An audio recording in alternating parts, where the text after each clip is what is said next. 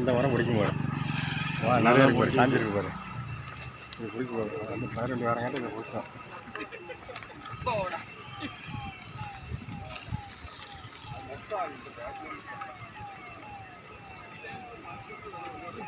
வந்துச்சு, கிட்ட வந்துருச்சு. 2 நிமிஷம் இந்த ஒரு வாரம் ஒரு மட்டை பிடிச்சினா போதும்.